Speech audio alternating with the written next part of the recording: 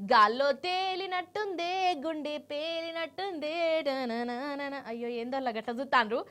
ఓహో ఈ దుమ్దా ముచ్చట్లలో ఈ పాటలేంది అని అంటారా? లెక్కకైతే కార్లు బస్సులు రోడ్డు మీద పోతుంటాయి కదా, అట్లనే పోవాలి కూడా. అందుకే వాటిని కార్లని అన్నారు. మొగుల మీద పోయే వాటినేమో విమానాలు గాలి మోటార్లు అంటారు. కానీ ఇప్పుడు కాలం మారింది భయ్, విమానాలు మొగుల మీదనే ఎందుకు పోవాలి, నీళ్ళల్లో ఎందుకు పోవద్దు అని అనుకునేటోళ్ళు ఉన్నారు. ఇక కార్లు రోడ్డు మీదనే ఎందుకు పోవాలి, గాలిలో ఎందుకు ఎగరొద్దు అని ఆలోచన చేసేటోళ్ళు ఉన్నారు. ఆఖరికి వస్తే ఏమైందంటే చూడు దేకో, ఎగిరే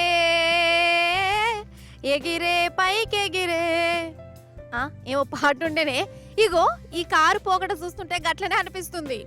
అయ్యో ఇదేదో గ్రాఫిక్స్ లో పెట్టిన కారు, ఏ ఇలా తయారు చేసిందో కాదు, ఒరిజినల్ కారే.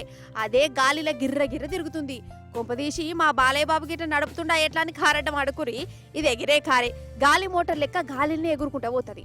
అగో ముంగటున్న కారు మీదికెళ్ళి ఎట్లా జంపింగ్లు ఎత్తాందో చూడు.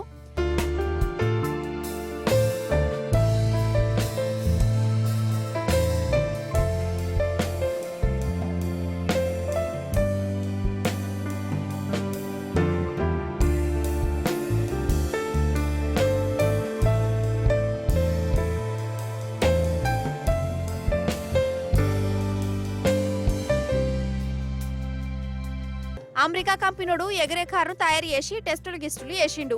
అంతా బరాబరే ఎగిరిందట. ఎవ్వరిని గుద్దుకుంటా మీదికెళ్ళి మంచిగానే పోయిందని సపట్లు కొట్టుకుంటా సంబరపడుకుంటా మురిసిపోతురు. అన్నట్టు మరి దీని ధర ఎంత అనుకుంటురు?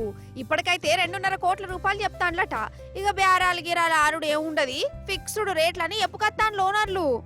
నిజంగా కండ్ల ముందే ఎంత మారిపోతాందో కదా. అసలు కార్లు ఎగురుతాయని కలగన్నమా మనము, ఇప్పుడు వాటిని కూడా ఎగరేస్తురు. అంటే ఇక దీంతో ట్రాఫిక్ జామ్లు అసొంటి ఉండే అన్నట్టు కాదు. నాకు ఒకటి అనుమానం వల్ల, ఇట్లా ఎగిరే కారును ఇంత కష్టపడి తయారు చేసి అమ్మే బదులు సప్పుజాక గాలి మోటార్లనే ఇంకొకరిని తయారు చేసుకోవచ్చు కదా, జనాలు కూడా గాలి మోటార్లే కొనుక్కోవచ్చు కదా అని అనిపించింది. కానీ గాలి మోటార్ అంటే ఖర్చు ఎక్కువ కదా, దాన్ని మెయింటైన్ చేయాలంటే ఆస్తులు అమ్ముకొని లోన్లు పెట్టవలసి వస్తుందట. అందుకే ఎగిరే కార్లు తయారు చేస్తురు కావచ్చు.